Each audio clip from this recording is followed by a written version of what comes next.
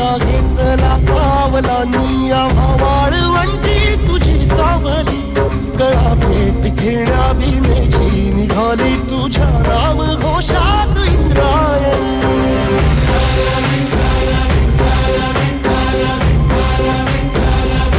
भिडे आसमंती ध्वजा वैष्णवांची उभी पंढरी आज नारावली तुझे नाव ओठी तुझे रूप धानी जीवाला तुझी आस गा लागली जरी बाप साऱ्या जगाचा परी